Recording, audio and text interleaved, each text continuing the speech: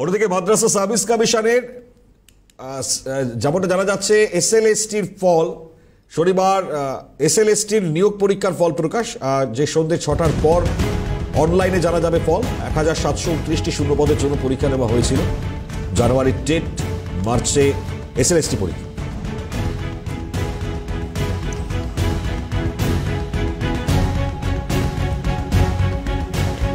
আরও একবার জানাই আপনাদেরকে, পরীক্ষার ফল প্রকাশ জানুয়ারিতে টেটের, মার্চে এসএলএসটির পরীক্ষা এবং তারপরই এই পরীক্ষার ফল প্রকাশ।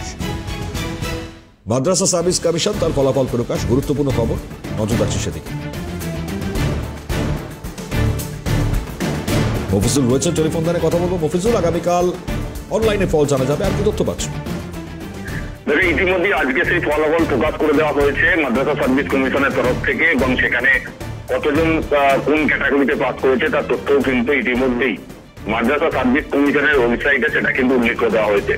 এখানে আগামীকাল সন্ধ্যে 6টার পর অনলাইনে সমস্ত চাকরি প্রার্থীরা তাদের নিজেদের ব্যক্তিগত যে ইন্ডিভিজুয়াল রেজাল্ট সেটা কিন্তু তারা জানতে পারবেন।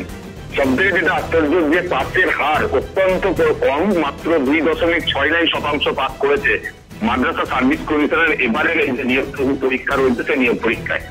মাদ্রাসা সার্ভিস কমিশন একমাত্র প্রাইমারি লেভেল থেকে একেবারে উচ্চ মাধ্যমিক লেভেল পর্যন্ত 4টি বিভাগে তারা শিক্ষক নিয়োগের জন্য পরীক্ষা নিয়েছিল। তার মধ্যে প্রাইমারি টেট ছিল, আপার প্রাইমারি শিক্ষক নিয়োগের টেট পরীক্ষা ছিল, নবম, দশম এবং একাদশ, দ্বাদশ বিভাগের যে এসএলএসটি পরীক্ষা হয় তার মধ্যে এটা ছিল 7ম এসএলএসটি নিয়োগ পরীক্ষা। সেখানে মোট ক্যান্ডিডেট ছিল এবারে মনিময় 1,46,579 জন, আর সেখানে পাস করেছে, কোয়ালিফাই করেছে মাত্র 3,950 জন। শতাংশের হারে সফলতা শতাংশ আছে 2.69%। এবং এবারের যে মোট আসন সংখ্যা সেটা হচ্ছে শূন্যপদ ছিল মোট 1729 জন, 1729, অর্থাৎ 1729 শূন্য পদের জন্য মোট পাস করার ক্যান্ডিডেটের সংখ্যা হচ্ছে 3950 জন। এবার এদের মধ্যে থেকে যে ইন্টারভিউ এর মাধ্যমে পুরো নিয়োগ প্রক্রিয়া সম্পূর্ণ করা হবে। বিজ্ঞপ্তিতে এটাও উল্লেখ করে দেওয়া হয়েছে জানুয়ারি মাসের, অর্থাৎ নতুন বছরের শুরুতেই নবম, দশম এবং একাদশ, দ্বাদশ এই বিভাগের নিয়োগ শিক্ষক নিয়োগের জন্য ইন্টারভিউ প্রক্রিয়া শুরু হবে।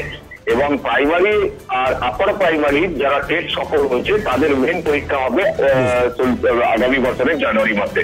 সেটাও কিন্তু বিজ্ঞপ্তিতে উল্লেখ করা হয়েছে। এবার বলা ভালো, দীর্ঘদিন পর মাদ্রাসা সার্ভিস কমিশন তাদের যে পরীক্ষাটা হয়েছিল তার ফল প্রকাশ হলো।